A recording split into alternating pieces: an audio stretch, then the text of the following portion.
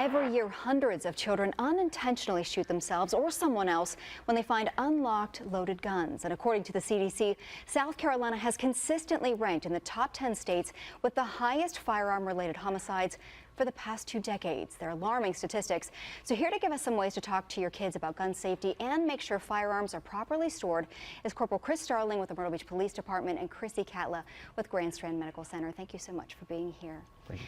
Let's talk. A new study found most kids who die from an accidental shooting are playing around with guns at home or mistaking them for toys. Is this something you're seeing? Absolutely. Unfortunately, people do not securely store their firearms, and children will get a hold of them thinking they are a toy.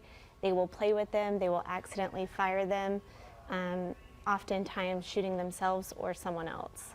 And so then how can we talk to our kids about gun safety, and how does that differ by age? So the number one thing for talking with children about firearm safety is to talk to them frequently about it. Don't just talk to them one time.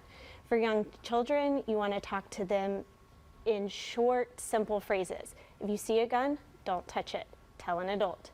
Make it very simple.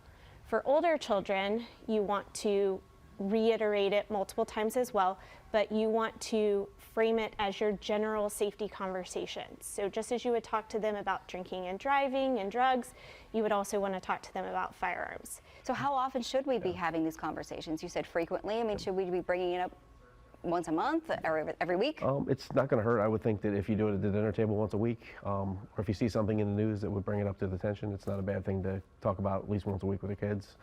If you see something in the news that you want to talk about, bring it up with them.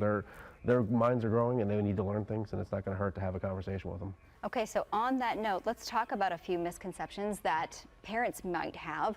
So parents might, for example, think kids won't touch a gun. Maybe they would know better, or maybe they also be able to tell the difference between a toy gun or a real gun. Unfortunately, that is just not the case.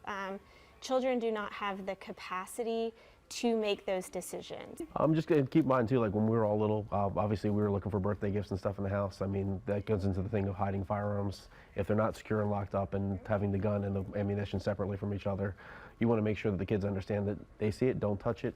Same thing if they're getting babysat somewhere at somebody else's house. We want to make sure that everybody understands the proper way to make sure it's secured properly so that this kid isn't running into this.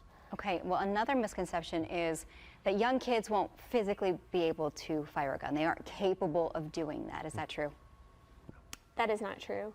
Children are more able to fire a gun than they are able to get into a child-proof lock on a medication bottle. There is no child-proof lock on a gun.